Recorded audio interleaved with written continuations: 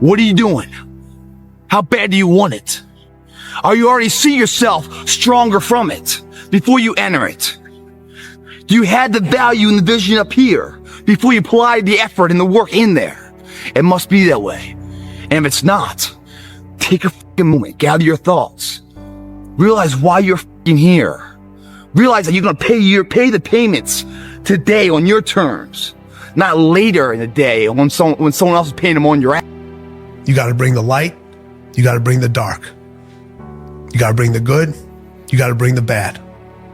You have to have conversations with those skeletons in your closets. They know you better than you know yourself. In order to stand out, in order to fight, many times you have to become that monster. But most individuals, when they become that monster, they don't know how to control it. And they let the monster control them. Like 4 weeks ago, I was in the bathroom crying, just like, felt like a lot was getting to me, it was a lot of pressure. Felt like things were just kind of hard and tough, and I wanted to just quit, to be honest. I felt like I'd lost a lot of faith in myself, and it was getting really hard to just push through. Well, after prejudging, I had that same cry in the bathroom, but this one with a cry of gratitude and pride that I had pushed through and gotten through that. So it's a learning process. And all those years that you run from that monster underneath your bed, you're actually being taught, can you control that monster, or is that monster going to control you? And then once you recognize that part of that monster or all of that monster is you, that's when you can actually start fulfilling your dreams and living the life that you're meant to live. It's the experience, it's knowing that you pushed past times where you wanted to quit. And you got done. You pushed through it. So to everyone out there whose dreams are scaring you, whose dreams make you want to quit, just don't quit. It's good. Your dreams should be big. They should be scary. Just keep pushing through. I have this thing I say, champion mentality. It's not about winning. It's not about a trophy. It's about having no quit. It's about giving everything you have so that when you show up on game day, before the results are over, you're proud of yourself and you know the work you put in. When I said I wanted to be a world champion in bodybuilding, it was impossible. When I said I wanted to get into movies, that was impossible. So it was always impossible. So I felt that we can go and defend ourselves from that and just not listen to the naysayers. But if I start having a plan B, then all of a sudden I'm becoming, in a way, a naysayer to myself. Wow, yeah, true. The only thing that ever can give you peace in the world where your sleep is pure is when you give it your all. 110% is left there. Work, in the gym, whatever the endeavor at hand is. You leave it all there. That's the only thing that ever counts for peace in the world. If you don't do that, part of your soul's left there. I mean, if you only give it 60%, part of your soul's left there. And you go to sleep, all you can do is think about it. It's kind of like that expression I always tell you guys, burn the midnight oil now. Otherwise, stay awake in the midnight hours wondering what if. So because that means now that I'm saying, well, maybe this isn't working out. And if it's not working out, we should have a plan B. So to me, this is the most dangerous of all of the naysayers, is me saying no, and it's impossible maybe to myself. It's hard to embark on things. I'm not saying it isn't.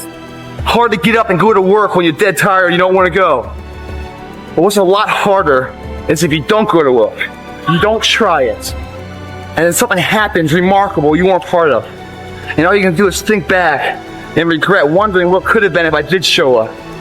You can't answer those questions, man. You gotta be present. Whether it's 100% you have, 50%, dead tired, wide awake, you've gotta always be present. The truth is, whatever game you play in life, sometimes you're going to lose. A point, a match, a season, a job.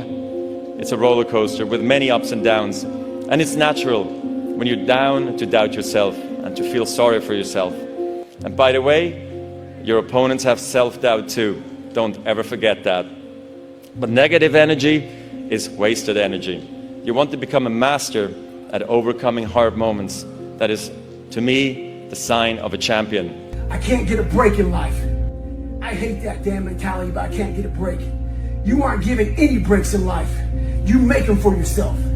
We are all being tested in life. While my test is different than yours, you will be tested. And how you face that test and how you overcome that test determines the rest of your life. The one mentality that you must have in life is that regardless of what's in front of you, you still must grind. The best in the world are not the best because they win every point. It's because they know they'll lose again and again and have learned how to deal with it. You accept it, cry it out if you need to, and then force a smile. You move on, be relentless, adapt and grow, work harder, work smarter. Remember, work smarter. I'll never be in the Olympics, I'll never be a professional athlete, but still I grind. I fail at most things I do, but still I grind. I don't want to do half the shit I do, but still I grind. And that one day, you see me down a dark alley, run at 1 o'clock in the morning, know one thing. I was grinding. Stay hard. There's a great feeling in these overcoming these difficult things, because life is never this just constant state of I'm at a 9 all day, and when I'm with my wife I hit 10, yay, and I stay like that. That's not real. And I think that there's a lot of people out there that think somehow or another you're going to get to some place where you're living in silk sheets while someone's dropping grapes into your mouth. I don't want that. I've never wanted that. That guy's not going to be happy. He's going to be bored. An hour into the grapes, you're going to get those f***ing grapes away from me. What am I doing in this bed? I got to do something. I'm not stimulated. People cap themselves. They look at somebody, and because their mind can't imagine it, they then start talking shit. He has to be doing this, or he has to be doing that. There has to be some trick. There has to be some potion. This is bullshit.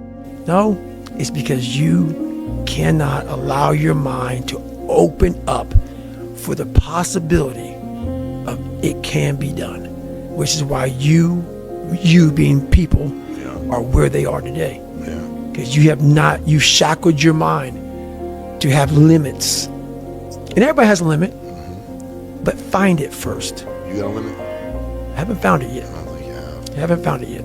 The human organism, the animal that we are, needs constant stimulation because it evolved trying to find food and escape enemies, and find shelter, escape nature, escape the elements, try to survive. And this is the great joy that you have in taking care of your children. Before you start anything, ask yourself, what is the most valuable use of my time right now?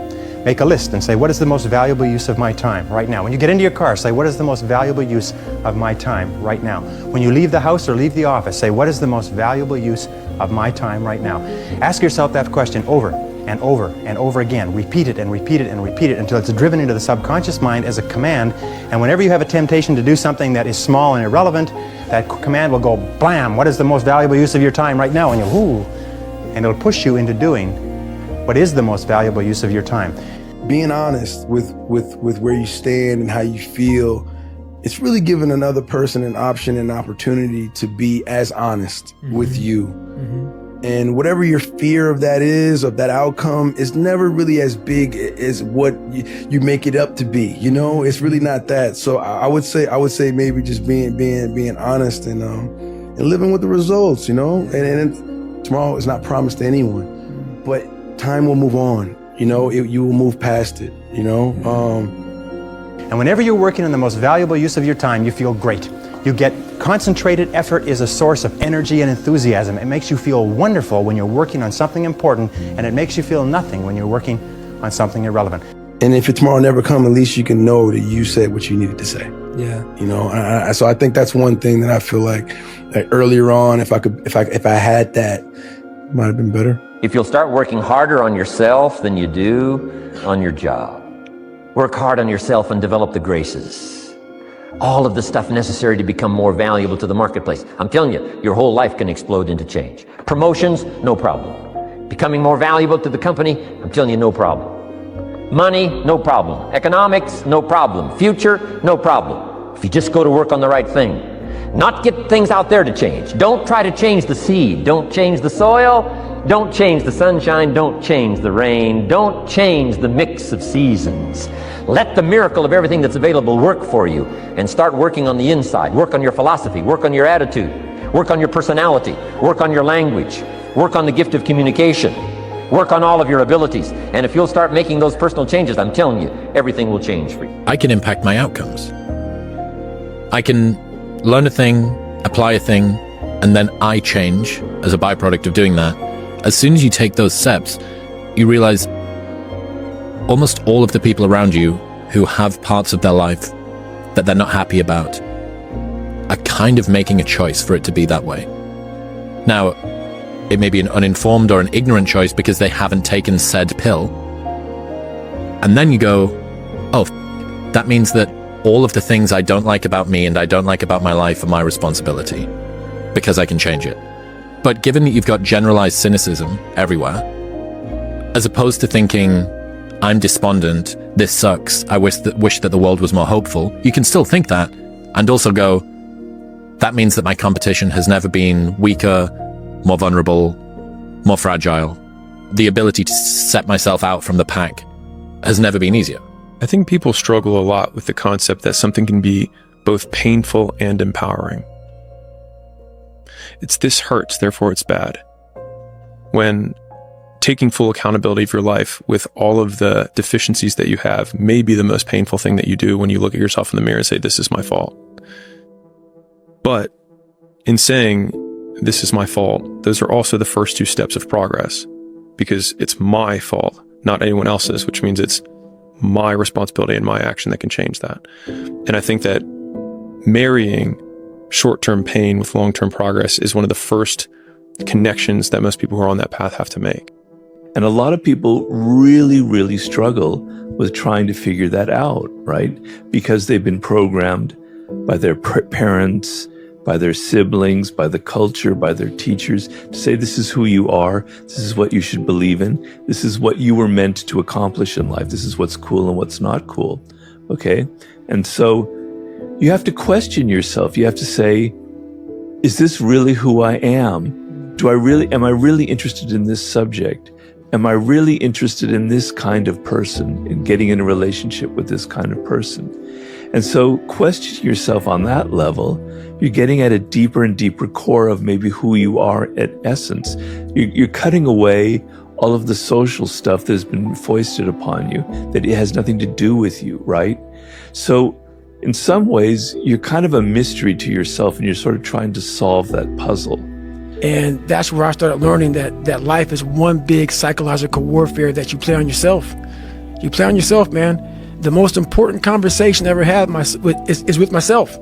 And the shit I was telling myself was so fucked up, it was so wrong, it was so misguided. And other people start to write that dialogue for you also. And it starts to be what you say to yourself every single day. And I started creating a whole nother warfare, a whole nother battle started becoming. I was like, oh, hang on a second, Goggins. You have these tools. You have these tools. Your life was basically the perfect grounds for training for where you need to go in your life. And you have to ask these questions. Is this something I'm actually really interested in? Is this an intrinsically important thing to me? Or is it something that's in the culture or something that other people have told me? And questioning that over and over and over again is not to lead you into this abyss where there's nothing real. It's to get you closer to who you are, to what really matters. All the beatings, all the bullying, all the, you going through learning disabilities, all the struggles, it was the absolute perfect training ground for you to go to where you need to go. It's growing comfortable with taking your best bad guess and being directionally correct rather than searching for a perfect answer, because a perfect answer assumes perfect information, which you can only have after you begin. We all ask why we should work this hard, why take that many classes, why go to school that many years, why take the notes, why read the books, why work that hard, why put yourself through the push-ups and the disciplines, why? Good question, why? Best answer to why, I think, is the second question. Why not? In some ways, making a decision is the perfect answer so that you can get the information feedback to then improve the quality of the decision later. And I think that one loop is what a lot of people miss out on, is they obsess for years sometimes on the perfect pick, the perfect business, the perfect job, the perfect mate, when most of the times beginning each step illuminates the next step, which means the information, the feedback that you get from walking gives you more about where to walk than trying to sit at the beginning in the darkness and pick a direction. Why not see how many books you can read, how many classes you can take, how many skills you can develop? Why not see how valuable you can become to the marketplace and to your friends and to your family? Why not see what you can make of yourself? Why not see how far you can go, how much you can see, how much you can earn, how much you can share? Why not? That's the heritage all of us have, in America especially, is to see what we can make out of our lives now that we've been given this extraordinary opportunity. Now, my third question I'd love to ask you in person. But since I can't do it in person, I want to ask it of all of you. But I want you to take it personally. And my third question is, why not you? If you can be in a bad mood for no reason, you might as well be in a good mood for no reason. If it's not going to change your life, it shouldn't change your mood. If the cost is peace of mind, don't buy it. Yeah, if you can be in a bad mood for no reason, then you can be in a good mood for no reason. Which means that if you can do something that's amazing and still have a day, it means you can do something that sucks and have a good day. Which means the entire excuse around, I don't want to do all these hard things because as a proxy it makes my mood sad, is ridiculous, because it means that we are ultimately in control of how we want to perceive the work that we do. And so I think that is ultimately the most freeing thing that you can do in terms of how you can equip yourself to get through those harder periods. That notion, if you had that belief, both colliding, then this workout, this blitzkrieg on our back, will bear the fruits of your conviction. People get frustrated not achieving what they want because they assume that they're going to jump across a cavern in one leap. But if you picture your goals like you're trying to build a bridge across that crevice, and every brick that you put on that bridge is progress, and each one of those bricks represents a skill that you need to learn along the way, it just takes all the way until you get to the other side that you can actually walk across. And so the walking across is the outcome. It's the external perceived achievement. But if you can reframe your progress as, what are the 100 things on this checklist? What are the 100 skills that I need, the micro skills that I need? Then you can have much faster feedback cycles of wins that you're achieving along the way. And I think if you can define it that way, then you can feel like you are winning, A, more often, but B, with higher intensity, because as you win, skills stack on top of each other.